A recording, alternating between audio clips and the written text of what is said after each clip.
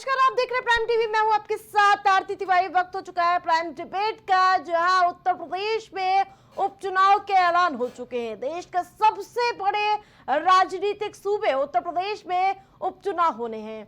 एक तरफ ये उपचुनाव योगी आदित्यनाथ के लिए कई मायनों में अलग होने वाले हैं, तो दूसरी तरफ अखिलेश के लिए भी प्रतिष्ठा का सवाल है। उत्तर प्रदेश की 10 में से 9 सीटों पर तारीखों के ऐलान हो चुके हैं। विधानसभा सीटों पर होने वाले उपचुनाव के लिए बीजेपी ने पूरी तरह से कमर कस ली है और जल्द ही बीजेपी प्रत्याशियों के नामों का ऐलान भी कर सकती है। इसके साथ ही बीजेपी यूपी उपचुनाव के लिए सहयोगी दलों से भी बातचीत कर रही है।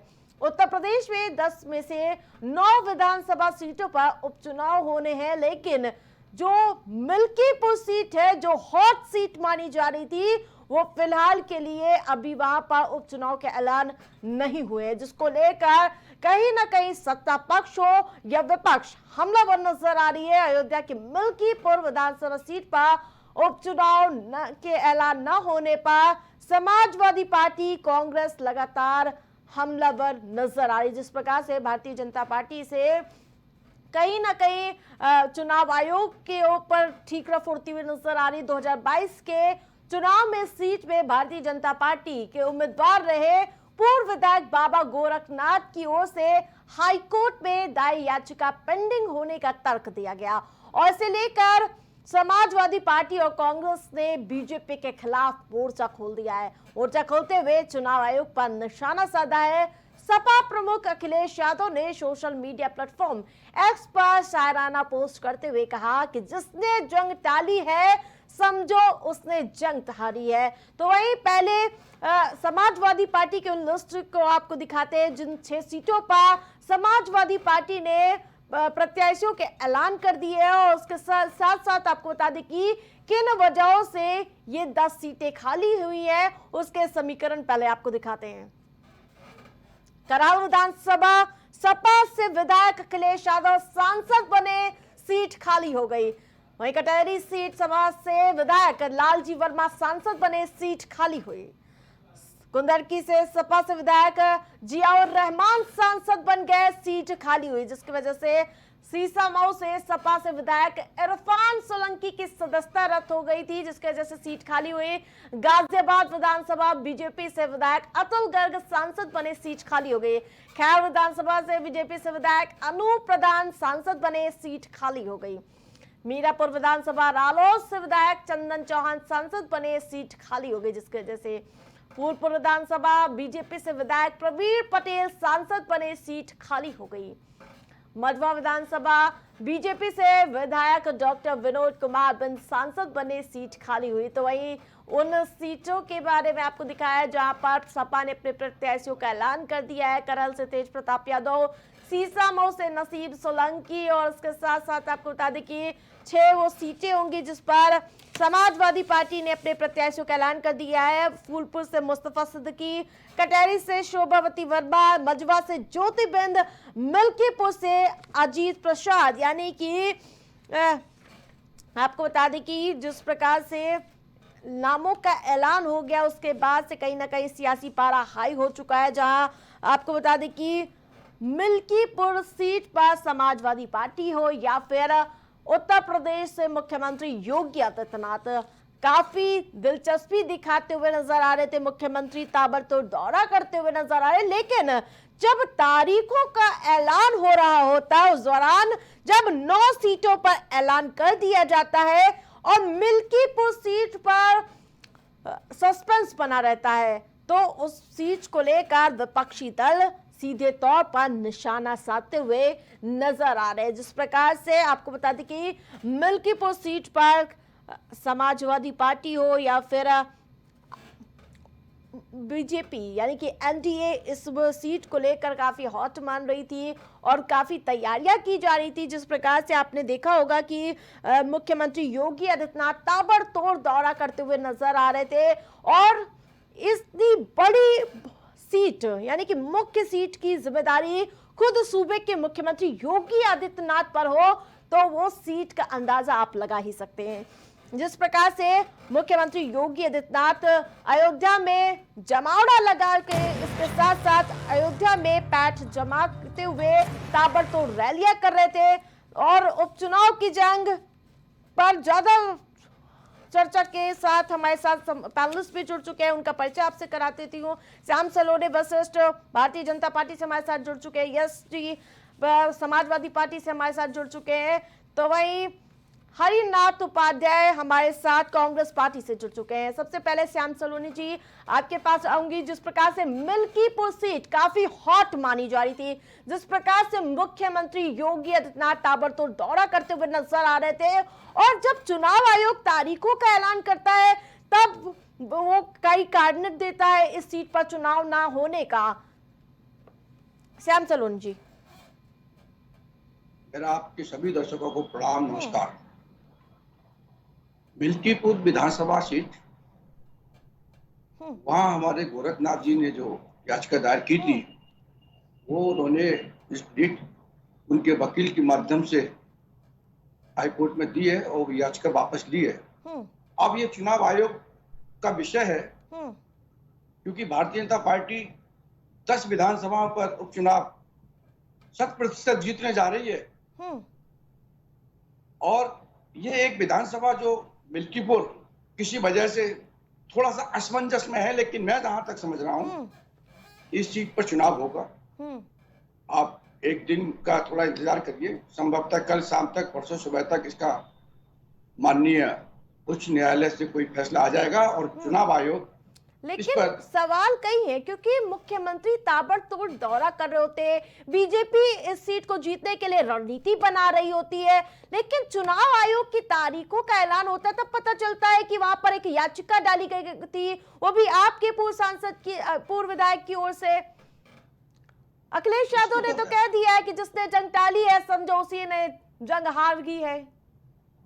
अखिलेश यादव जी की बातों का तो कोई लेना देना, कोई सरोकार है नहीं। क्यों नहीं है सर? वो तो सांसद एक अलग विषय है, सांसद है, सम्मानित है, लेकिन वो एक प्राइवेट लिमिटेड फर्म के मालिक हैं, डायरेक्टर हैं, वो कोई राजनीतिक व्यक्ति नहीं है। अखिलेश यादव की राजनीतिक होते तो परिवारवाद नहीं चलता और करहल सीट जो यादव बाहुल्य वो बताते हैं, उनके आदरणीय पूजनीय पिताजी स्वर्गीय श्री मुलायम सिंह यादव जी इस प्रदेश के 3 बार मुख्यमंत्री रह लिए, अखिलेश यादव स्वयं 1 बार मुख्यमंत्री रह लिए। इनको एक यादव नहीं मिला, सैफई परिवार के अलावा एक यादव नहीं जो करहल से इनको चुनाव लड़ा सकेंगे। ये केवल इनको पिछड़ा पिछड़ा पिछड़ा कह करके इनको गुलाम बनाना चाहती है। इनके पास एक पिछड़ों में PDA बना करके चलने वाले अखिलेश यादव ये बताएं कि पीछे जो पिछड़ा कहते हैं, क्या यादव के अलावा कोई और पिछड़ा नहीं है? क्या करहल में इनको कोई नहीं मिला? अगर यादव भी मिला तो क्या करहल का कोई यादव नहीं है जिसको ये टिकट दे सकें? वहां से भी अपने परिवार के, अपने चाचा के लड़के को टिकट दे रहे हैं। तो इसलिए अखिलेश यादव जी की बातों का हम लोग ज्यादा महत्व नहीं देते हैं। ये हिंदू मुस्लिम करने वाले लोग हैं। बहराइच में जो जिस तरह से हत्याकांड हुआ है, ये इन्हीं के कार्यकर्ता हैं, इन्हीं के लोग हैं, इन्हीं के इशारे पर जिस तरह की गुंडागर्दी हो रही है, ये जानबूझ के मुसलमानों का वोट लेने के लिए ये इस तरीके से दंगे फसाद करा रहे हैं, लेकिन ये नहीं जानते कि ये योगी आदित्यनाथ जी की सरकार है, ये किसी परिवारवाद की नहीं है। हरिनाथ जी ठीक है, ये एक ऐसे व्यक्ति की सरकार है जिसके लिए पूरा प्रदेश उसका परिवार है। तो यहाँ तो न्याय और कानून के राज चलेगा। तो इसलिए अखिलेश यादव जी की बात पर हम ज्यादा तवज्जो नहीं देते हैं। और रही बात मिल्कीपुर विधानसभा की, तो ये चुनाव आयोग को फैसला करना है, इसमें भारतीय जनता पार्टी चुनाव नहीं कराती है। कब किस डेट में चुनाव होंगे ये चुनाव आयोग अपना डिसीजन लेता है, स्वतंत्र है, और वो जो भी उसने फैसला लिया है ठीक है। हम लोग तो तैयार बैठे हैं, हम तो जीत रहे हैं, हमारी तो पूरी तैयारी है। लेकिन ये थोड़े से समय के लिए जिस प्रकार से मिल्कीपुर सीट पर चुनाव का ऐलान नहीं होता, जिसके बाद विपक्षी दल हमलावर नजर आ रहा है। भारतीय जनता पार्टी ने थोड़ी ना उस पर चुनाव रोक दिया, चुनाव आयोग ने किया है, बीजेपी वाले कह रहे हैं। आरती जी ऐसा है कि जैसा हमारे भाई साहब श्याम सलोनी जी कह रहे हैं, आवाज आ रही है ना? बोलिए। कम आ रही है। हमारे श्याम सलोनी जी कह रहे हैं समाजवादी पार्टी को लिमिटेड, अरे ये तो पूरे देश को भारतीय जनता पार्टी को प्राइवेट लिमिटेड बना दिया है। भारतीय जनता पार्टी और प्राइवेट लिमिटेड जिस तरह से इन्होंने अपने संवैधानिक संस्थाओं को बनाए किया है, ये कहते हैं संवैधानिक संस्था है चुनाव आयोग, और चुनाव आयोग जिस दिन घोषणा करता है चुनाव की, उस दिन सुबह आसाम के मुख्यमंत्री कहते हैं जो वॉशिंग मशीन में धुलकर साफ बात हो गए हैं, भारतीय जनता पार्टी को कह रहे हैं आज चुनाव की घोषणा होगी, शाम को चुनाव की घोषणा हो जा रही है। ये कहते हैं कि हम कुछ कर ही नहीं रहे हैं। बताइए, उसी दिन वो घोषणा करते हैं और उसी दिन चुनाव की घोषणा हो जाती है, कैसे उनको पता चलता है?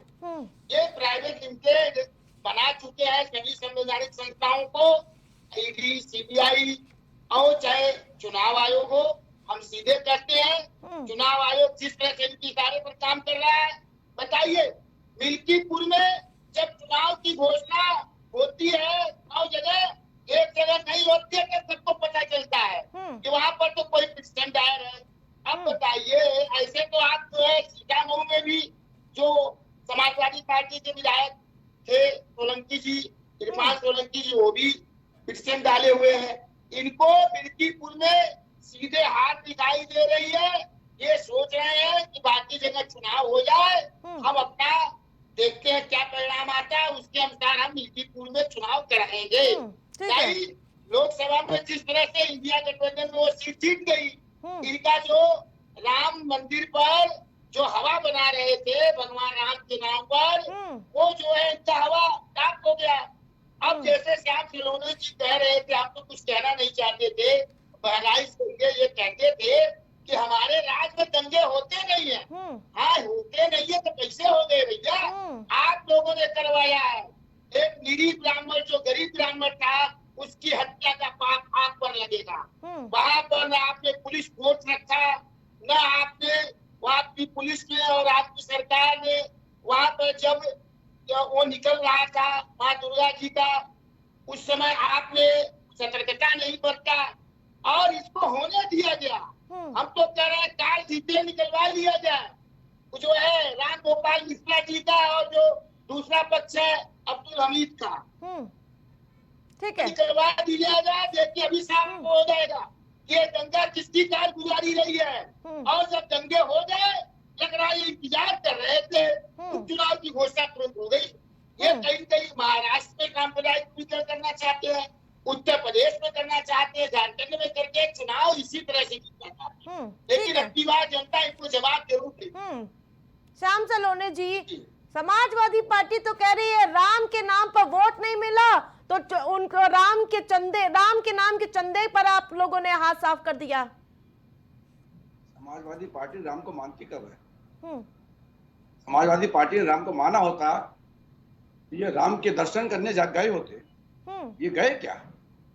इन्होंने कभी राम राम का नाम लिया? ये राम को मानने वाले लोग नहीं है। बात करते हैं बहराइच की। कांग्रेस के शासन काल में जब कुछ सैनिक पाकिस्तान में पकड़े गए थे, उनके साथ जो निर्मम जिस तरह जघन्य अपराध किया था पाकिस्तानियों ने, वहां की सेना ने, उनकी आंख निकाल ली गई थी, जिस तरह से उनको गोद रखा गया था, वही आतंकवादी घटनाएं बहराइच में राम गोपाल मिश्रा जी के साथ में उन आतंकवादियों ने की है। ये आतंकवादी मानसिकता के लोग हैं। आज अखिलेश यादव नहीं जा रहे हैं निकल के। माननीय मुख्यमंत्री जी ने पीड़ित परिवार को बुला करके उनके साथ बैठ करके उनको सांत्वना दी है, उनको मकान बनाने की बात कही है, उनको सरकारी नौकरी दी जा रही है, उनको मकान दिया जा रहा है, 10 लाख रुपए दिए जा रहे हैं। बहराइच में दंगा प्रशासन की चूक है ना? मैं प्रशासन की चूक हो सकती है, प्रशासन की चूक हो। देखिए तो प्रशासन किसका है सर? मैं बतला रहा हूँ, प्रशासन सरकार का। लेकिन आपके अंदर मन में क्या भरा हुआ है? जब कोई जुलूस जा रहा है और उस जुलूस में आप अचानक निकल के आ जाएं, तो उसमें प्रशासन को नहीं मालूम होती है प्रशासन कोई भगवान नहीं है, वो भी हमारे आपकी तरह लोग इंसान हैं। आप अचानक आकर के हथियार लेकर के उस तरीके से छर्रे 12 बोर की बंदूक से मार रहे हैं, ठीक है। ये इस तरीके के अपराध। अखिलेश यादव कह रहे हैं जिसने जंग टाली समझो उसने जंग हारी है। क्या कहेंगे इस पर? मिल्कीपुर में अभी फिलहाल के लिए चुनाव नहीं होंगे, उपचुनाव जो होने वाले थे। आप लोगों ने तो जोरों शोरों से तैयारियां कर ली रखी हैं। वन नेशन वन इलेक्शन वालों की पोल खुल गई है। जो पूरे देश में एक साथ चुनाव करने के बड़े बड़े दावे और तैयारियों की बातें करते थे, एक देश एक चुनाव होना चाहिए, एक देश एक चुनाव से ये फायदे होंगे, एक देश एक चुनाव नहीं होगा तो ये नुकसान होंगे, तो ये बताना पड़ेगा भारतीय जनता पार्टी के उन लोगों को ये उपचुनाव हो क्यों रहे हैं, क्यों इनके विधायकों से इस्तीफे लेने पड़ते हैं, क्यों ये उन विधायकों को सांसद का टिकट देते हैं कि अगर जीत जाएंगे तो फिर विधायक की सीट खाली हो जाएगी, या उन सांसदों से इस्तीफे क्यों लेते हैं। कुछ ना कुछ स्थिति परिस्थिति, लगातार देश में सर्वाधिक उपचुनाव अगर कहीं हुए हैं तो उसके पीछे भारतीय जनता पार्टी है। चाहे दल बदल कराने का काम किया गया हो, चाहे विधायकों को लोकसभा का चुनाव लड़ाने का काम किया हो, या कुछ और कारण रहा हो, कुल मिलाकर के आर्थिक बोझ की जो दुहाई भारतीय जनता पार्टी जनता के लिए देती थी, वो आर्थिक बोझ सबसे ज्यादा अगर कोई डाल रहा है तो भारतीय जनता पार्टी डाल रही है। एक बात हम ये कह रहे हैं कि उत्तर प्रदेश की 10 सीटों पे उपचुनाव होने हैं, एक साथ 10 सीटों पे उपचुनाव नहीं कर पा रहा चुनाव आयोग। क्या तैयारी होगी पूरे देश में एक साथ चुनाव कराने की? उत्तर प्रदेश की लगभग 400 सीटों पे एक साथ चुनाव कराने की तैयारी कहीं कुछ नहीं है कि है लोगों को भ्रमित करने के लिए कि वन नेशन वन इलेक्शन हम करेंगे, एक नई चीज लेकर के आए, एक नया इवेंट लेके आए, जैसे रात में 12 बजे जीएसटी लेके आए थे, उसके बाद 300 अमेंडमेंट किए, पूरा व्यापार और व्यापारियों को तनाव दिया, चौपट कर दिया मिल्कीपुर पे भी आइए। नोटबंदी लेकर के आए बिना तैयारी के, रात को 8 बजे अपने आप हीरो बन के टीवी पे आए और बोल दिया कि सारी नोटबंदी कर दी जाएगी, सारे नोटों का चलन बंद, पूरे देश को लाइन में लगा दिया, खड़ा कर दिया लाइन में। परिणाम क्या दिया? कौन सा आतंकवाद खत्म हो गया, कौन सा भ्रष्टाचार खत्म हो गया? कोई एक प्रमाण तो बताएं कि नोटबंदी से ये फायदा हो। सारा काला धन जितना था वो क्या देश में वापस आ गया? क्या सारी संपत्ति काली वापस आ गई? इसी तरीके से ये केवल भ्रमित करते हैं। अब तो उत्तर प्रदेश लोकसभा चुनाव में भगवान राम ने जो प्रसाद दिया है उससे इतना भयभीत है कि फैजाबाद की खाली हुई सीट को भी अब चुनाव लड़ने को तैयार नहीं है। समाजवादी पार्टी क्या कहती है क्या नहीं कहती, पर चुनाव आयोग अगर नहीं करवा पा रहा है चुनाव तो भारतीय जनता पार्टी क्यों नहीं उंगली उठा रही है? ये दिखता है चोर चोर मौसेरे भाई हैं। ये कहीं ना कहीं ये कुछ भी कहे कि ईवीएम तो चुनाव आयोग की है, हमारा उसमें क्या दखल है, तो ना ये ईवीएम पे सवाल उठाते हैं अगर गड़बड़ी पकड़ी जाती है, चुनाव प्रक्रिया में कोई गड़बड़ी पकड़ी जाती है तो ये दिखता है कि ये इनके ही निर्देशन पे सारी गड़बड़ियां, सारी गड़बड़ जाला चल रहा है, और जनहित के जो फैसले लेने के लिए सरकार चुनी जाती है वो नाकामयाब है और नकारी सरकार है जो आवारा हो चुकी है। और इस आवारा सरकार को निरंकुश लगाने का काम इस लोकसभा सीट पे लोकसभा चुनाव में उत्तर प्रदेश की जनता ने दिया। जो पूर्ण बहुमत की सरकार हुआ करती थी, श्याम सलोनी जी 5 लाख से जीतने वाला प्रधान सांसद 1.5 लाख पे आ श्याम गया सलोनी जी, एक लोकसभा चुनाव में ऐसा जनता ने प्रसाद आपको दिया है। आरती जी मेरी अंतिम जवाब भी ले लेते हैं श्याम सलोनी जी से। नहीं, मेरी एक अंतिम बात, जो उन्होंने आरोप लगाया था हमारे ऊपर कि हम राम को कहाँ मानते हैं, हम राम को नहीं मानते तो राम जी का आशीर्वाद हमको क्यों मिलता? दूसरी बात, जितना सैफई महोत्सव को इन्होंने बदनाम किया है, जितनी बार भी सैफई महोत्सव हुआ है वो प्रभु राम के परम भक्त हनुमान जी की आरती और पूजा और आराधना के बाद ही शुरू हुआ सैफई महोत्सव। कभी भी सैफई महोत्सव अगर शुरू हुआ तो ऐसा कभी नहीं हुआ। एक विशाल मूर्ति हनुमान जी की स्थापित है वो सैफई मेला ग्राउंड में, लेकिन क्योंकि जो भाजपा में है वही सही धर्मी है, बाकी सब धर्मी है। असली रावण तो ये है जो भगवा की आड़ में बैठे हुए हैं और हमारी बहनों की अब को सीता मैया आप मुस्कुरा रहे श्याम सलोनी जी, जवाब देने के लिए आप तो नजर आ रहे, जवाब दे दीजिए श्याम सलोनी जी। मैं एक बात इनसे 2-3 सवाल इन्हीं के सवालों में से निकाल के करता हूँ। इन्होंने कहा कि चुनाव आयोग पर पेटियां हैं, ईवीएम हैं। अब कोई हम भाजपा वाले आरोप नहीं लगा रहे हैं। 37 सीट लोकसभा में इनको मिली, सीट तो आपको मिली, ऐसा प्रसाद दिया कि आप लोग भूल ही नहीं पा रहे कि इसीलिए तो चुनाव नहीं करवा रहे हैं। मैं वही बतला रहा हूँ, ऐसे बोल रहे हैं यश जी। आप इनसे ये पूछिए कि क्या 37 सीट जो इनको मिली, क्या ईवीएम में गड़बड़ी थी क्या उसमें? क्या चुनाव आयोग ने इनके कहने से ईवीएम में गड़बड़ी की थी? आ रही है। अरे भाई जनता ने इनको वोट किया, एक साथ जवाब जनता ने वोट किया, हमने स्वीकार किया, क्योंकि हमारी बात, लेकिन जनता को संविधान की किताब ले जा करके आप एक बार बरगला सकते हो, बार बार नहीं। आपने कहा कि राम जी को आप मानते हैं और राम जी ने हमको प्रसाद दिया, मेरे मित्र ध्यान रखिए, राम जी केवल अयोध्या में नहीं है, राम जी घट घट में हैं, राम जी उज्जैन में भी हैं, राम जी कुरुक्षेत्र में भी हैं, राम जी हरिद्वार में भी हैं, राम जी वैष्णो देवी में भी हैं। ऐसा कौन सा जगह है जहां राम जी नहीं है? हर रूप आपने केवल राम जी का, प्रभु का एक रूप देखा। राम जी अनेक रूप में हैं, हर रूप में राम जी ने हमको आशीर्वाद दिया है, हर जगह पे आशीर्वाद दिया है। और जिस मिल्कीपुर विधानसभा की आप बात करते हैं ना, तो फैजाबाद विधानसभा आप लोग, अयोध्या विधानसभा से आप नहीं जीते हैं। जो लोकसभा आप जीते हैं, आप आंकड़े निकाल लीजिए, अयोध्या विधानसभा से नहीं जीते हैं। राम जी ने वहां भी कृपा हम राम भक्तों पर ही की है। आप तो राम के भक्तों के हत्यारे हो, और अब राम जी की पूजा करके राम जी का आशीर्वाद लेना चाहते हो। इस देश की जनता, भोली वाली जनता को गुमराह करना चाहते हो। अरे आप तो जिसके साथ गठबंधन करते हो, उनमें ही आप में एकता नहीं है। आप तो किसी के प्रति ईमानदार नहीं हो। जनता के प्रति क्या ईमानदार बनोगे मेरे भाई? आप मध्य प्रदेश में जाते हो, वहां आपके अंदर ईमानदारी नहीं। ठीक है यश जी, जवाब दे दीजिए। आप हरियाणा में ईमानदार नहीं, आप उत्तर प्रदेश में लड़ रहे हैं आपस में दो लड़के। आप बता दीजिए, ईमानदार हैं आप? आप अपना एक दुकान चला रहे हो, आपकी फर्म है, आपके डायरेक्टर हैं यादव जी। सवाल तो आप सवाल का जवाब ही नहीं दे रहे, क्योंकि आपके पूर्व विधायक वहां पर याचिका डाल देते हैं और साल भर से ज्यादा समय हो जाता है, आपको पता ही चलता है। योगी जी लगातार फुल टू एक्शन मोड में वहां पर प्रचार प्रसार करते हुए नजर आते हैं। याचिका उन्होंने डाली, हाँ। उस समय डाली, उन्होंने ठीक डाली, लेकिन जब वो चुनाव जीत गए, वो चुनाव में लोकसभा में आ गए, तो ये तो चुनाव आयोग को देखना चाहिए इसमें भारतीय जनता पार्टी क्या करेगी। ये तो लोकसभा, जब वो चुनाव जीत गए, लोकसभा में आ गए, वो विधानसभा हट गई, वो चैप्टर ही क्लोज हो गया। अब तो ये तो चुनाव आयोग को उसमें संज्ञान लेना चाहिए। इसमें भारतीय जनता पार्टी तो खुद, हम लोग खुद अचंभित हैं। हम खुद लोग चुनाव आयोग से एक प्रश्न कर रहे हैं कि आपने ऐसा कैसे किया। भाजपा तो ये सब एक षड्यंत्र है। ठीक है यश जी, कोई भाजपा तो तैयार बैठी है, लेकिन चुनाव आयोग को इस पर संज्ञान लेना चाहिए था कि जब विधानसभा, उस विधानसभा से वो लोकसभा पहुंच गए, तो फिर उसमें सब चुनाव आयोग ने क्यों नहीं संज्ञान लिया?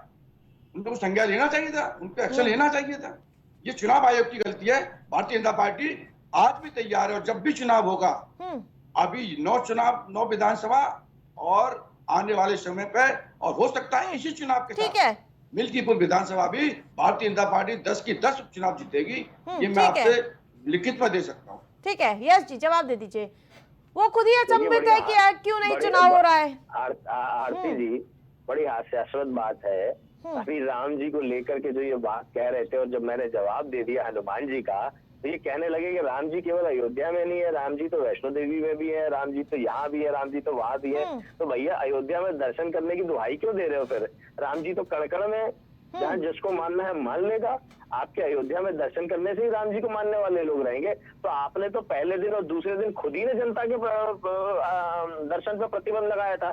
बड़े बड़े उद्योगपति और कलाकारों को आपने आमंत्रित किया था, केवल आम जनता को, बड़े बड़े श्रद्धालु है उन सब पे प्रतिबंध लगा के रखा था। निमंत्रण दिया था, आपने प्रतिबंध लगा के रखा था पहले दिन। तो अरे सुन लीजिए, राम मंदिर ट्रस्ट ने आपको निमंत्रण दिया था, राम मंदिर भारतीय जनता पार्टी का नहीं था।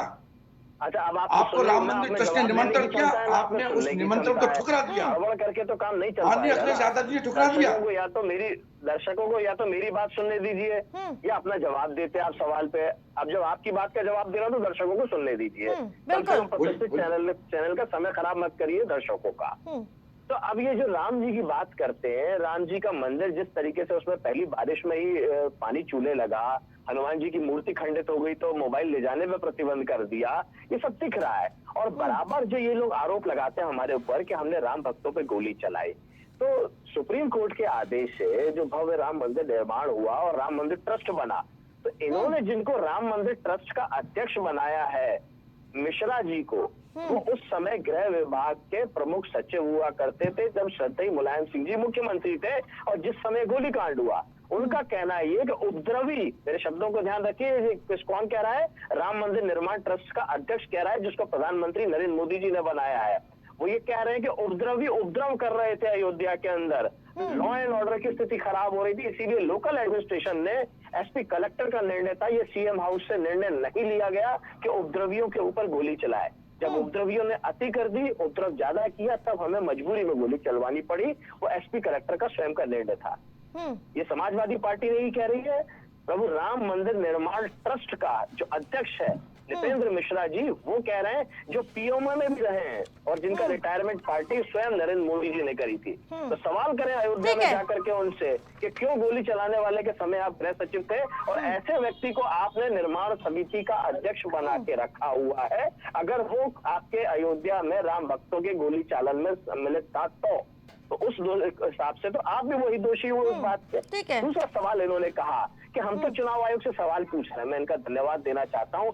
यही एक ऐसे हैं जो टीवी डिबेट में बोल रहे हैं कि हम चुनाव आयोग से सवाल पूछ रहे हैं। बाकी भारतीय जनता पार्टी का कोई नेता न ईवीएम पे सवाल करता है, न चुनाव आयोग से सवाल करता है कि आखिर 10वीं सीट पे 10 की 10 सीटों पे आप चुनाव कराने में नाकामयाब क्यों हैं? ठीक है, क्यों एक साथ चुनाव नहीं करा सकते? अगर वो बात मसला कोर्ट में है तो उसको खत्म करने के बाद ठीक है, लौटूंगी यस जी। ठीक है हरिनाथ जी, जिस प्रकार से उपचुनाव की तारीखों का ऐलान हो चुका है, उसी के साथ बयानबाजी का दौर भी देखने को मिल रहा है। रायबरेली से राहुल के खिलाफ लड़ने वाले दिनेश प्रताप सिंह ने तंज कसा है। योगी के मंत्री कह रहे हैं कि अनंता लड़की लड़ नहीं पाई और भाग गई, वहां जहां लड़ना ना पड़े वो क्योंकि बूढ़ी हो चुकी है। इस पर क्या कहेंगे आप? देखिए आरती जी, आप एक महिला है, आप बताइए ये बयान किसी महिला का किस तरह से अपमान कर रहा है? भारतीय संस्कृति में हमारी माँ महिलाओं को माँ दुर्गा की जो है माना जाता है, लक्ष्मी पार्वती सबका स्वरूप माना जाता है। एक महिला का अपमान करते हैं, ये कहते हैं लड़की लड़ नहीं सकती है, तो कैसे 33 सीट पर आ गए? कैसे उत्तर प्रदेश में? और ईमानदारी किए होते इंडिया गठबंधन कम से कम 50 सीट के ऊपर जाती। और दूसरी बात, ये भगवान राम की बात करते हैं, भगवान राम के नाम पर सैकड़ों साल से जो एक रामलीला बनारस में हुआ करती है, रामनगर में, वहाँ पर इस बार रामलीला आयोजन के लिए इनके पास पुलिस फोर्स नहीं मिली कि वहाँ पर रामलीला आयोजन संपन्न करा सके। और वहाँ पर भगवान राम के जितने भी भक्त हैं उन पर इन्होंने लाठियां चलवाई और ये कहते हैं हम राम भक्त हैं। और आप कलोने जी कह रहे हैं चुनाव आयोग की बात कर रहे हैं।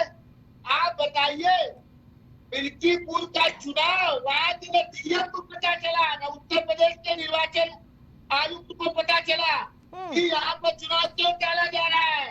अरे तो न्यायालय ने ये नहीं कहा था कि मिल्कीपुर में आप चुनाव मत करिए, जो भी फैसला आता चुनाव पर रोक तो नहीं लगाया था। ये इनकी हताशा है। आदरणीय अखिलेश यादव जी ने जो कहा है वो सही बात कहा है। ये भाग खड़े हुए हैं, ये हारना नहीं चाहते हैं। हरियाणा ने तंत्र के माध्यम से विजय प्राप्त किए, इसको पूरी देश की जनता जान रही है। हरियाणा की एक जो तंत्रवादी विजय को ये पचा नहीं पा रहे हैं। देख रहे हैं हरियाणा के विजय के नाम पर कोई उत्साह नहीं है, न देश में न हरियाणा में है।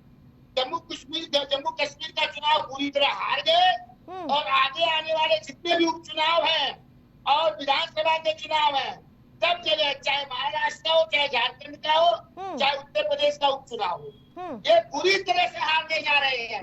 ठीक है, कब तक भागते हैं? मिल्कीपुर में कभी तो सामना करेंगे इंडिया गठबंधन के लोगों का, इंडिया गठबंधन के लोगों का सामना मिल्कीपुर में कभी तो करेंगे। जब सामने आएंगे तब हराया जाएगा। ठीक है श्याम सलोनी जी, जिस प्रकार से आज आपने जम्मू कश्मीर में तस्वीर देखी होगी, उमर अब्दुल्ला के शपथ ग्रहण समारोह में पूरा विपक्षी दल एकजुट नजर आ रहा है, कहीं ना कहीं आपके लिए परेशानी का सबब हो सकता है अगर वो सभी साथ मिलकर चुनाव लड़ते हैं? कोई परेशानी का सबब नहीं है हमारे लिए। जम्मू कश्मीर में Bharatiya Janata party vote percentage सबसे बड़ी पार्टी है। आज जम्मू कश्मीर की स्थिति ये है कि दो लड़के जो मिलकर चुनाव लड़ते हैं, उसमें एक लड़के की पार्टी बाहर बैठी है और हताश होकर के अपने चेहरे को छुपाने के लिए, लोगों में ये संदेश ना जाए, तो जो छुपाने के लिए कहते हैं कि हमारा बाहर से समर्थन है। जो कल तक मिल करके चुनाव लड़ रहे थे, आज उनमें दूरियां दिखाई दे रही हैं। और मैं तो ताज्जुब कर रहा हूं, हमारे मित्र डॉक्टर हरिनारायण उपाध्याय जी जो जिस तरह से अखिलेश यादव जी का गुणगान कर रहे हैं, आदरणीय अखिलेश यादव जी, ये वही कांग्रेस के लोग हैं जो मध्य प्रदेश में कहते हैं कि कौन अखिलेश, हरियाणा में कहते हैं एक सीट तुमको नहीं देंगे, तुम्हारी यहाँ कोई औकात नहीं, हैसियत नहीं। जम्मू कश्मीर में उनको कहते हैं तुम्हारा यहाँ है क्या है। अब इसी ये पूछिए कि आप यहाँ इनकी खुशामद कर रहे हो, भैया ये 10 उपचुनाव में आप कितनी सीट पर लड़ोगे? मैं कांग्रेस के अपने प्रवक्ता महोदय से पूछता हूँ, आप कितनी सीट पर लड़ोगे? क्या अखिलेश यादव आपको एक आध सीट देंगे कि नहीं देंगे? मेरी बात तो सुनिए। बिल्कुल, एनडीए में भी तो कहीं ना कहीं हलचल देखने को मिल रही है सीट बंटवारे को लेकर। अरे एनडीए देखिए, एनडीए का तो बिल्कुल एक है। एनडीए में कहीं गठबंधन, एनडीए में कहीं फूट नहीं है। एनडीए का एकमात्र नेता है मोदी जी, पूरे एनडीए के नेता है मोदी जी। एनडीए में कहीं सीट का कोई डिमांड नहीं है। अपना दल की हमारी आदरणीय अनुप्रिया पटेल जी की कोई डिमांड नहीं है। निषाद पार्टी के आदरणीय संजय निषाद जी की कोई डिमांड नहीं है। बिल्कुल है डिमांड, उन्होंने साफ मीडिया के सामने आके कहा हमें 2 सीटें चाहिए। नहीं, इच्छा होती है, मांग उसकी अपनी पार्टी है, लेकिन इनकी तरह से ऐसा नहीं है। जो ये केवल एक प्राइवेट लिमिटेड फर्म के लोग हैं। अखिलेश यादव जी एक फर्म चला रहे हैं, उसके डायरेक्टर हैं, उनके परिवार के सभी परिवार उसमें अलग अलग भूमिकाओं में निभा रहे हैं। बाकी लोग तो उन्होंने गुलाम वंश के बना रखे हैं। यस जी, उनके पास एक परिवार से कब आगे निकलेंगे, श्याम सलोनी जी कह रहे हैं। आपका परिवार ही पीडीए परिवार है। अच्छा, इनसे पूछिए कार्यालय में एक यादव नहीं मिला इनको? इतना पूछ लीजिए। एक सेकंड, कार्यालय में कोई यादव नहीं है इनके पास? हमारा शहबाई परिवार के अलावा पीडीए परिवार है, लेकिन इनका परिवार तो भारतीय झूठा पार्टी है ना। तो झूठा पार्टी तो कम से कम हम परिवार नहीं बनाते, सच्चा परिवार तो है। पीडीए परिवार है हमारा, पिछड़ा दलित आदिवासी अल्पसंख्यक आदि आबादी, उसमें अगड़े भी हैं जो शोषित वंचित है। हम तो हर आदमी की जो मुख्य धारा से पिछड़ गया है वो हमारा परिवार है, हम परिवार वाले लोग हैं। आरएसएस में कौन लोग रहते हैं जिनका परिवार नहीं होता, शादी नहीं होती, और वो किस तरीके आरएसएस कहाँ से आ गई? राष्ट्रीय अध्यक्ष बनाने की बात चल रही है। आरएसएस कहाँ से आ गई? इनके राघव जी मध्य प्रदेश आरएसएस राजनीतिक पार्टी कहाँ है? उन पे किस तरीके के भाई ये समाजवादी पार्टी के प्रवक्ता जो हैं, इनसे पूछिए कि आरएसएस कहाँ से आ गई? रहती भी है। अब सुन लीजिए, अरे भाई अपनी मुस्लिम लीग की बात करो। श्याम सलोनी जी ना, इनसे पूछिए पहले, मैं कोट कर रहा हूँ, आरएसएस का नाम कैसे आ गया?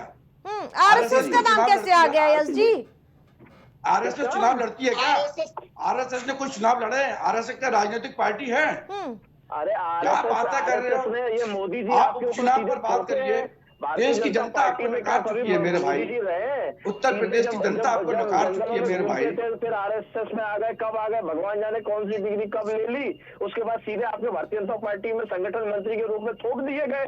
आप प्रदेश के भी प्रमारी रहे, आप इस लायक ही नहीं है मेरे भाई। उसके बाद आप आरएसएस को बीच में ला एक एक करके जनता तभी समझ सकेगी आपकी बातें।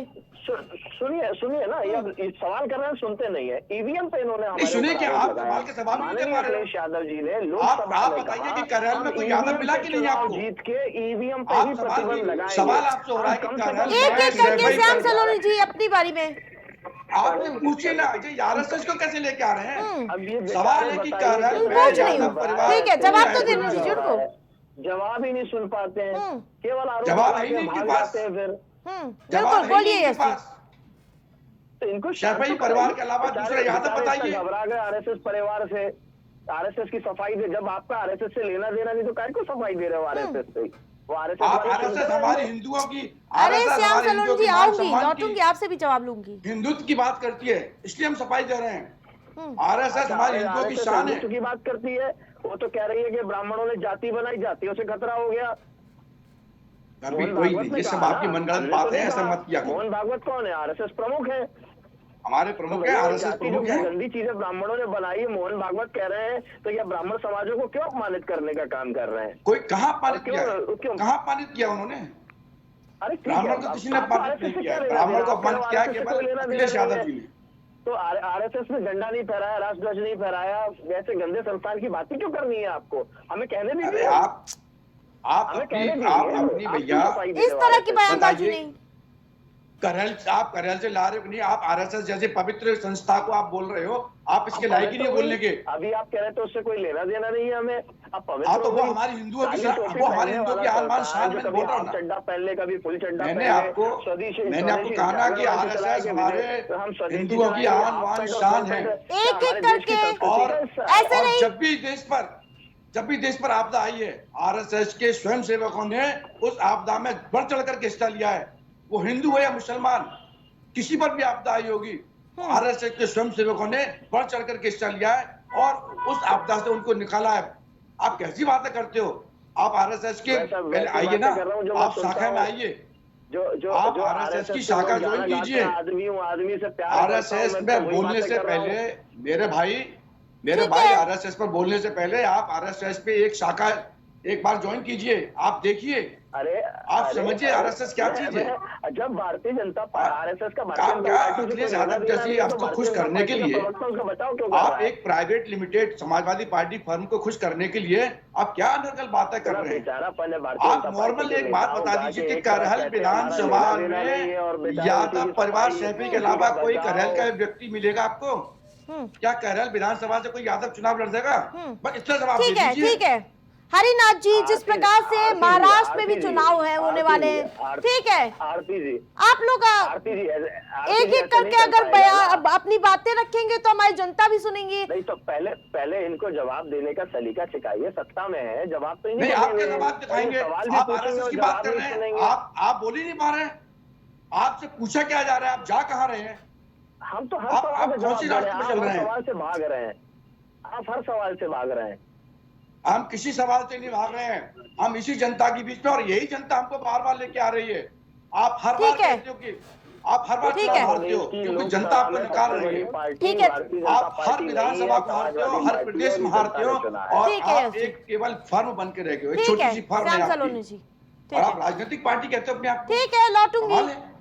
ठीक है हरिनाथ जी, महाराष्ट्र में भी चुनाव होने हैं जिसको लेकर अब समाजवादी पार्टी ने कड़ी चेतावनी दे दी है। इंडिया गठबंधन के सहयोगियों को चेतावनी देते हुए मुंबई और महाराष्ट्र के अध्यक्ष अब्बू आजमी कह रहे हैं कि अगर महाविकास आघाड़ी के घटक दलों और उनके नेता यानी कि कांग्रेस, उद्धव ठाकरे, शरद पवार को नसीहत दी है कि अगर उम्मीदवारों में उनको पीछे रखा गया तो वो सहयोग खींच लेंगे।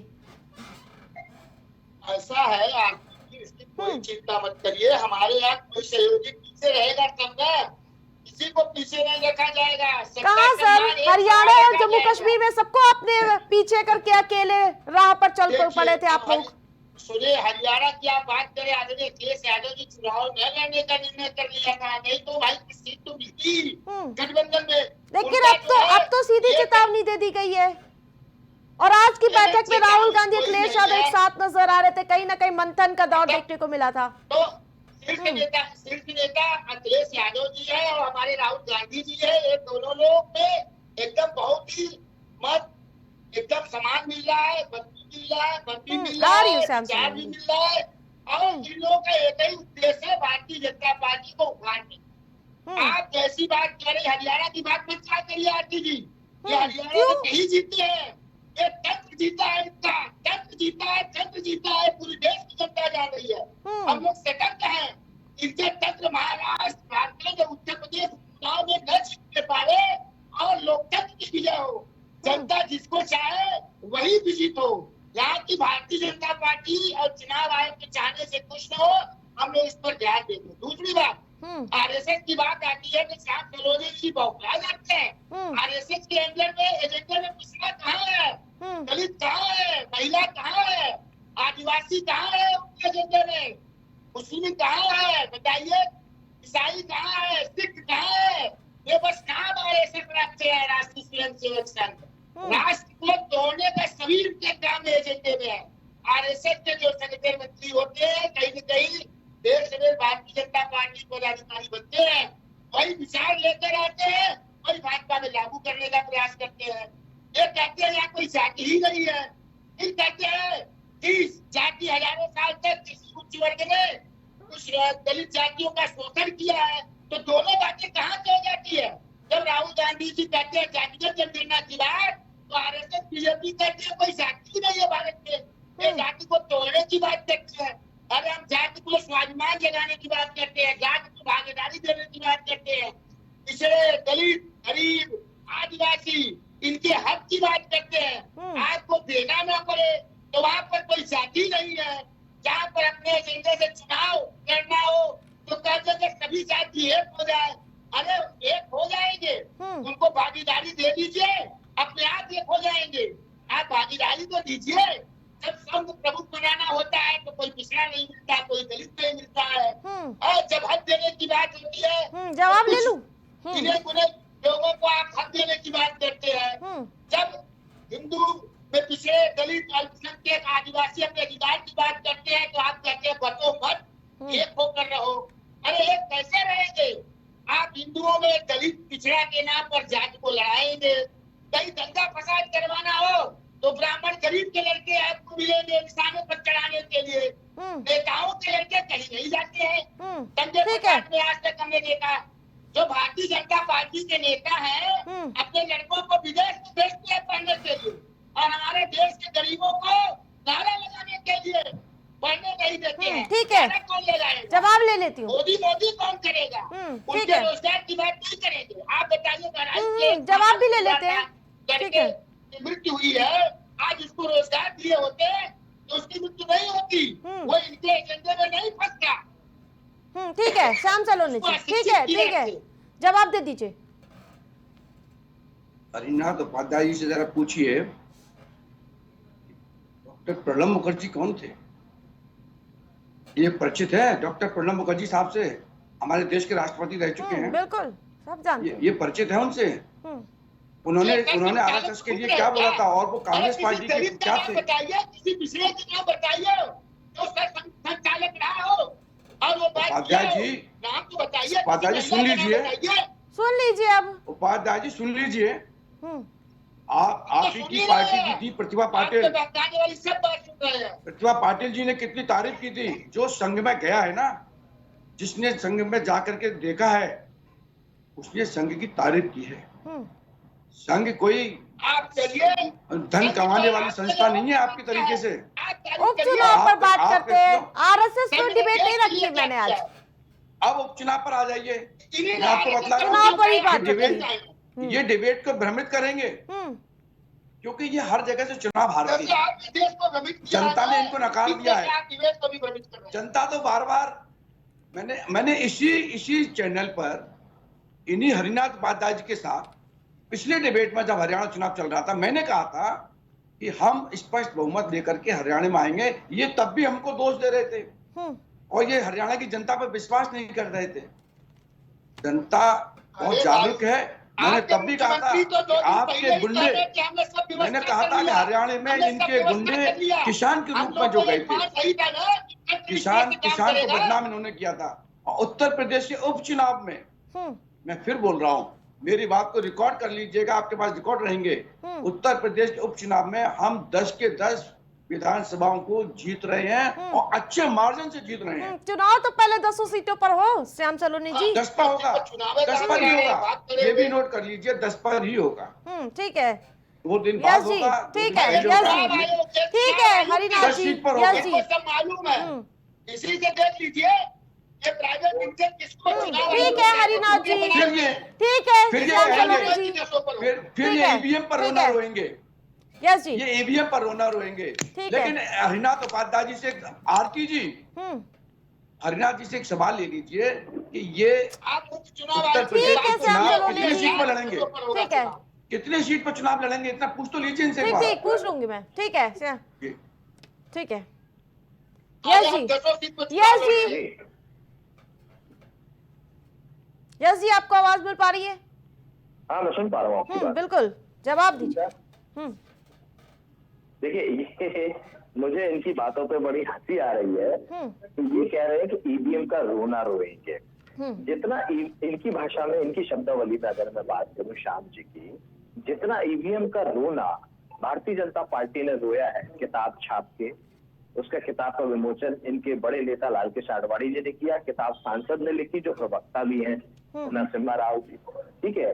उसके बाद इलेक्ट्रॉनिक एक्सपर्ट को लेकर सड़क पर घूमे इनके किरण समैया जी जो सांसद हुआ करते थे मुंबई की सड़कों पर, एक्सपर्ट को लेके बताया कैसे सुप्रीम कोर्ट में इनके सांसद गए, सुब्रमण्यम स्वामी जी कि ईवीएम में घोटालेबाजी है। तो हर मंच का दुरुपयोग किया ईवीएम को बदनाम करने के लिए इन्होंने, अगर इनकी भाषा में बात करूं, और रोने के लिए। और आज अगर पूरा संपूर्ण विपक्ष ये कह रहा है कि ईवीएम में चुनाव नहीं होना चाहिए, तो ये उसी बात को क्यों नहीं दोहरा रहे जो ये पहले आरोप लगा चुके हैं? क्यों विपक्ष के साथ में नहीं है? क्यों ये चुनाव आयोग के साथ में? तो ये दिखता है कि जितनी धांधली और गड़बड़ियां हैं उनके साथ भारतीय जनता पार्टी है, और उन पे प्रतिबंध इसीलिए नहीं लगाना चाहते कि उन गड़बड़ियों से फायदा भारतीय जनता पार्टी उठा रही है।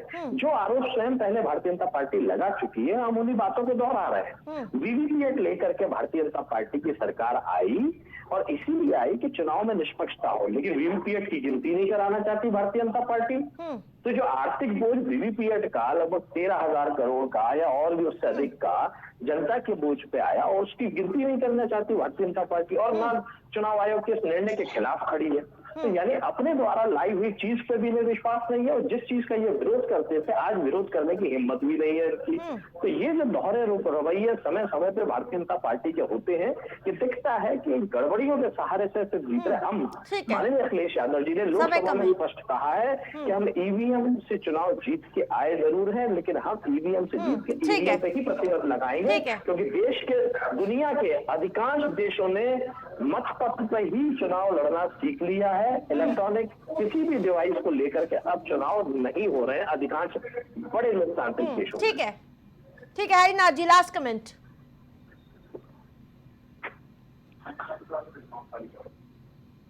आवाज नहीं आ रही आपकी। आपके डिबेट का जो टॉपिक था उत्तर प्रदेश के उपचुनाव, इस पर मैं कहना चाहता हूं कि चुनाव आयोग जल्दी संज्ञान लेकर बिल्कुल पूर्व में भी 1-2 दिन में ही डेट घोषित करे, ताकि मैं 10 को 10 सीट पर हम लोग हराए और हम लोगों को और आनंद मिले। 9 सीट पर हराने में मजा नहीं मिलेगा, 10 सीट पर हराएंगे। 10 कदम दिखाने के लिए बेताब नजर आ रहे हैं आप लोग। ठीक है, चाहते 10 सीट पर, ठीक है। 9 सीट एक तरफ। आप कितनी सीटों पर लड़ रहे हैं? मैं 10 सीट पर लड़ूंगा, 2 सीट पर लड़ूंगा। ठीक है, श्याम सलोनी जी, लास्ट कमेंट। हम लोग हर सीट पर लड़ रहे हैं, अलग अलग पार्टी है, लेकिन हम लोग का एक ही उद्देश्य है, इंडिया गठबंधन की विजय। ठीक है श्याम सलोनी जी, ठीक है, ठीक है, समय कम है। ठीक है श्याम सलोनी जी, कम शब्दों उत्तर प्रदेश में कांग्रेस पार्टी कैसे खुशामद कर रही है, और हरियाणा में क्या चेहरा दिखा रही थी कि अखिलेश की वैल्यू क्या है। तो अखिलेश यादव को आप मूर्ख समझते हो। आप लोग पहले आपस में सामंजस्य करो, और उत्तर प्रदेश की सम्मानित जनता भारतीय जनता पार्टी को चुनाव जिता रही है, इसमें कोई दो राय नहीं है। ठीक है, आप सभी पैनलिस्ट का हमारे साथ जुड़ने के लिए बहुत बहुत धन्यवाद। जिस प्रकार से 10 सीटों पर उपचुनाव, 10 में से 9 सीटों पर उपचुनाव के ऐलान हो चुके हैं, और उसके साथ साथ सियासी सरगर्मियां तेज हो चुकी हैं। जिस प्रकार से समाजवादी पार्टी, कांग्रेस पार्टी एक साथ चुनाव लड़ने का फिलहाल ऐलान करती हुई नजर आई, लेकिन अंत में दोनों एक साथ चुनाव लड़ती है या नहीं, इसको लेकर भी लगातार सस्पेंस बना हुआ है। लेकिन भारतीय जनता पार्टी 9 सीटों पर एक्टिव नजर आ रही है। प्राइम डिबेट में मेरे साथ फिलहाल इतना ही। देखते रहिए प्राइम टीवी।